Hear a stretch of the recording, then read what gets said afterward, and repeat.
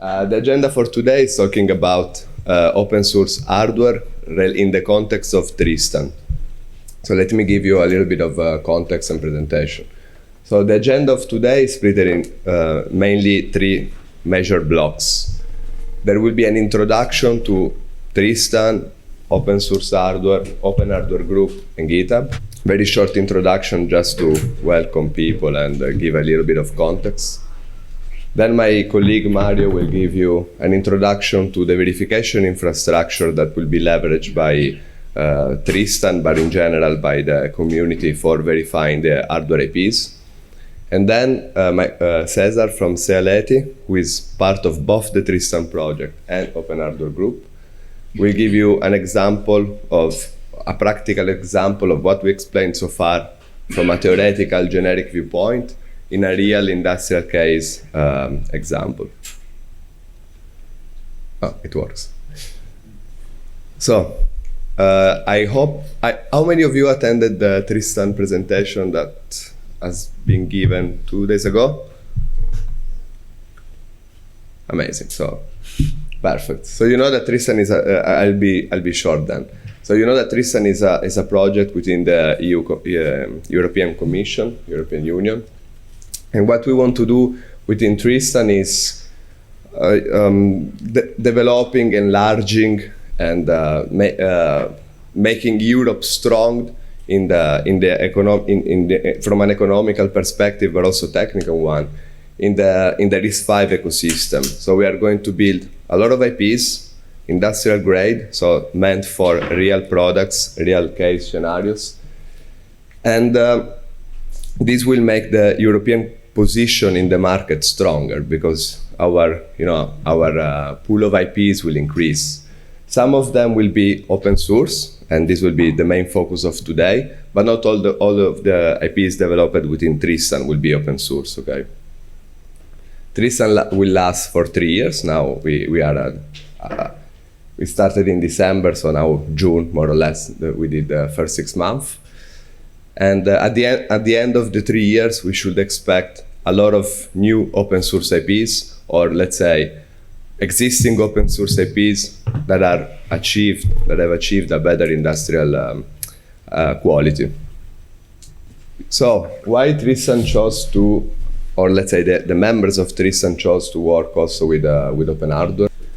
So many of the members of the Tristan Commission believed in open source. So we had at the RISC-V summit. You saw a lot of activities going on in the RISC-V. Many of them are open source. And many European industries believe in open source IPs.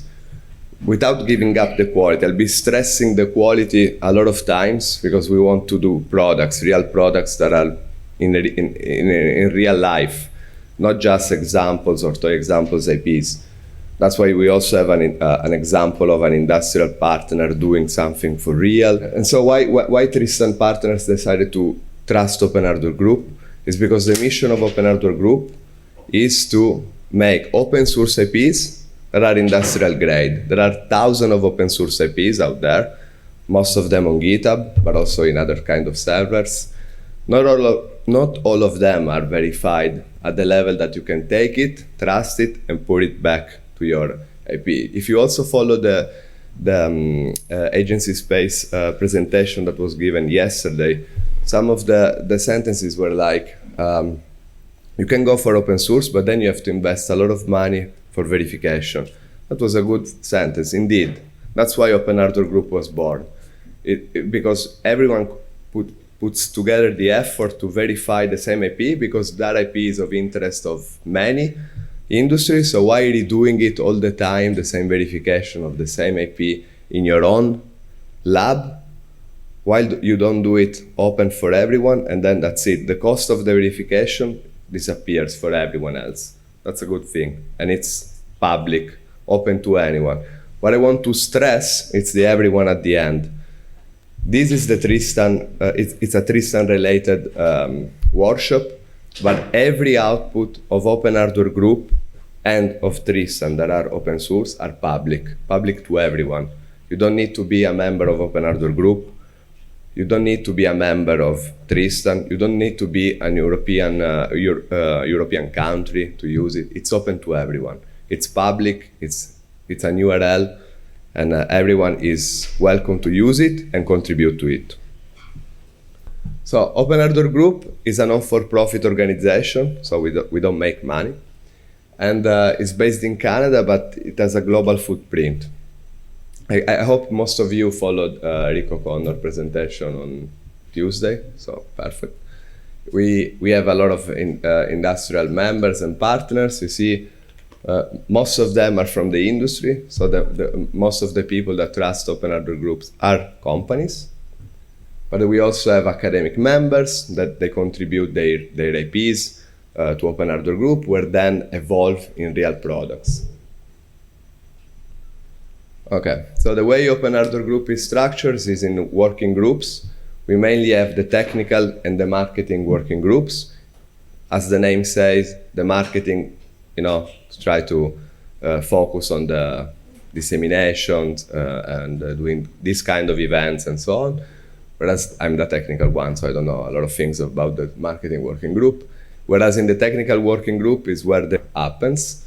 We have Corta's group, where I'm the director of this task, where we basically focus on the design of the IPs. Then Mike and Mario work in the verification task group, which will be introduced later.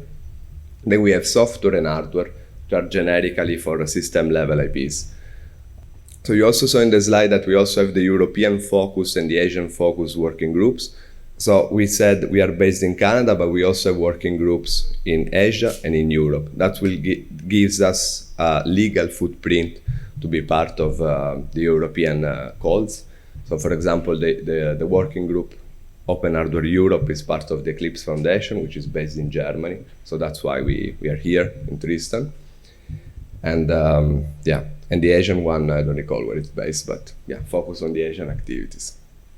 Most of the IPs of OpenHW Group, as I mentioned, are on GitHub. And in GitHub is where all the activities happens, both the design that is under the core task group and the verification. So also the verification infrastructure is open source, such that everyone can replicate, extend, or redo the verification if they want, with different ADAs and so on, but I will let my colleagues explain it. And whereas in the Tristan context, we will working with a lot of IPs and a lot of tools and a lot of other repositories. Not all of them are within the OpenHW group. So to give a context, this specific workshop is focused on the OpenHW group Tristan IPs, but in general the Tristan scope is larger. So many of the open source IPs related to hardware will be contributed to OpenHW group. Then there are other kind of repositories. For example, imagine activities related to Verilator to extend Verilator features to support something, or to extend the GCC LLVM compilers. Those repositories are already existing in the ecosystem and are not part of OpenHW group. For example, GCC is part of GNU and Verilator, I don't remember. But they are still public, but they are not OpenHW group. And Tristan also contributes to these repositories. So the part I will be focused more is the upper part. But let's say the general ideas of contributing to open source holds for every kind of repositories. And then in the bottom, you see the partner fork. That is the closed source part. So which IPs from OpenHW group are involved mainly in the Tristan? So what is that kind of cylinder? At the top of the page that is called OpenHW Group IPs. So there are mainly three families of cores that we are developing. It's the CVA2, which is what was called the Zero Risky at the ATH time, Zurich, and IBEX in low risk. That's the version of OpenHW Group. It's focused on area, whereas the IBEX core focus more on security, so that's why they forked. It will be designed now and verified within the Tristan project. So at the end of Tristan, we expect this guy to achieve an ITRL. I'll introduce the TRL later. And also activities that may be explored from a research viewpoint is also adding to this CVA2 IBEX, the floating point units. Then we have the family of core E4. Those are the ones derived by the risky core, again started at ATH Zurich. and then donated to OpenHW Group under the name CV4. In this context, there will be developed several coprocessors for supporting the packet SIMD and the bit manipulation RISC-V extensions. There will be also custom extensions based on mixed precision SIMD operations, and there will be added a new extensions interface and so on. And the third family is the CVA6. That is what was called Ariane at ETH Zurich. Again, here the idea is verification. I will be mentioned verification in TRL5 many times today. There will be explored an increase in performance by exploring multiple issues, superscalar options. Again, here extensions interface, vector coprocessors, and so on. This will be activities that make the CPUs more performance in the domain of application systems. And at the end, you also see in bold optimized cache, which is what César will show you. And then there will be new IPs that are what I call system level IPs. They focus more not on the CPU based on RISC-V, but in the surrounding blocks, so interrupt controllers, bus, and peripherals. So, how do we create a new project within the OpenHW Group? So first of all, if you're already part of OpenHW Group, so you're probably familiar with, what you do is presenting at the technical working group that are monthly meetings, usually held on Mondays, 4 p.m. Europe time. And what you do there is like, okay, I have this idea, I would like to develop this, and then you present your concept. The technical working group accepts your idea. It's based on votes. We never see any project failing for votes. And then what you do is presenting the checklist of what you want to achieve, when, and how. This is done by multiple gates. So at the beginning, it's just a concept. Then you do the launch where you add more details. The project gates can be fused all together, but not all together, but let's say 2 or 3 of them together to make the process even lighter. Then you do your plan. Then you start working on it, and at the end you also set what are the conditions to say this project ends, it's frozen, that's done. For example, I verified and I achieve 100% full code coverage, or if you care about only the research and you don't want to verify it, this CPU runs hello world, and I'm happy like this.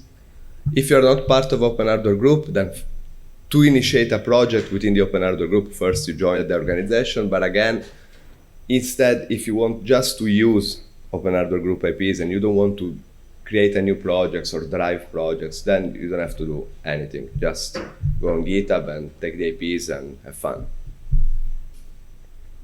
Okay, so finally I can introduce what this TRL that I mentioned also before many times. So this is a scale that has been defined by NASA, but also adopted by the European Commission. This is, let's say, a value that we give to the IPs to identify the quality of the IP. Is it how good it is? So we need a scale, and that's what NASA defined. So I won't go into details. The slides are going to be online, but just to give you an idea, TRL 0 or 1 means I had an idea. So there's nothing there, right? So the technology readiness level is 0. What it's, let's say, common to have is the TRL 4, which means I have an idea, I developed it, it runs Hello World, for example, or it boot Linux, my CPU boot Linux. It hasn't been verified 100%. Maybe it's not completely okay, but yeah, I can already do some demos and show my scenarios. This is the typical output of academic, not products, but IPs. So you work in your university, you develop something, you boot Linux, you did a demo, you did your convolutional neural network accelerators, whatever. This is a TRL 4. It works most of the cases, or for the cases you tested, and you're fine with it. In industry, you need a step forward. I had to learn it because I came from the university area, and then I had to fight with these verification guys. And in the TRL 5, what you want to be sure is that the technology, the IP is verified 100%. It works even when an interrupt arrives exactly during the debug mode request when the CPU was in idle and blah, blah, blah, scenarios that you never saw before and probably never happens, but these guys are formal and, they really wants the IP to be super validated, and this is what's called the TRL5, and this is where designers and verification people start arguing. And then you have TRL6 and 7, which means you put your verified IP in a demonstrators, and you did the first prototype, alpha, beta version stuff. You tried, this is what you saw in the OpenHW group booth these days. There were two systems running. Max was presenting the CVA6, running Linux. Mario and Mike were presenting the Core 5 MCU, running FreeRTOS. Those guys have verified IPs inside, and they're running some demonstrators to show you that the things works. And then the rest is in production. So what I want to highlight here is that OpenHW Group is a non-for-profit, so we don't do products. We do IPs, open source, but we don't do products. We don't sell anything. So we stop at TRL7. Then the adopters of OpenHW groups can push these things further by integrating an open source IPs in their own products. They go in volume production. They do the testing after the chip comes back and so on. That's what OpenHW Group doesn't do, but the adopters do. So how do I practically contribute to OpenHW Group? So what can I do if I want to do, for example, if I want to modify an IP, or if I want to add a new extensions or something like that? So first of all, you need to be familiar with GitHub. So I'll be bothering you with GitHub now, and I'll explain you how. Basically, it works like this, right? You have a repository somewhere. That's the main repository. In this case, the OpenHW Group ones. But let's say another example, you want to modify GCC. So you go to the GitHub of GCC, you fork it, you modify it by locally in your own fork, then you push your stuff on your forked versions, and then you make the pull request. That's how it works. So for example, this is a real example. It's actually online. And it's like, how can I add a new input signal to the CVA2? So one thing that was different between IBEX and CVA2 was that OpenHW Group embedded IPs have a fetch-enabled signal, which allows or not the CPU to leave the reset state even if the reset has been deasserted. This is a software control to play a bit with booting from a dirty states, power managers, and so on. So this is something we had to add after we forked. So what did we do? Okay, so first I introduced the CVA2, which is, I think you're all familiar with. It's a two stages core. It's meant for low power, ultra low power, low area, and gate counts applications. It's based on RISC-V. It supports the typical IMC. They're all optionals. You can even have the 16 registers, and supports interrupts. And and the idea within the TRISTAN projects is to take it to TRL5. So now you know TRL5 means fully verified. So what you do is you go to the OpenHW Group CVE2 GitHub, you open an issue and you say, I want to add a fetch enable. I'm very short in descriptions here, but here is exactly what I told you. You want to leave the reset state, only if the fetch enable is high. So you want to say that this guy has to be done.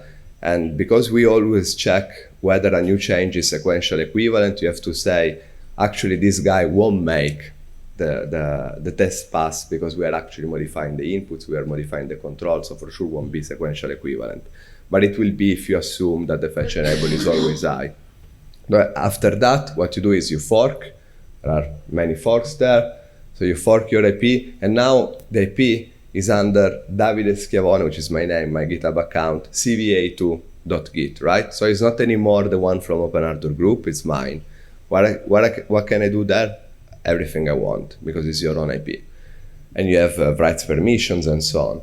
Then good practices is creating a branch. If I want to contribute back, I create a branch and I call it @fetchEnable. I don't have any fantasy with names. Then you work in that branch. You modify the RTL in this example. So for example, here I'm using Vim. I'm modifying the CVA2 top signal to add all the things.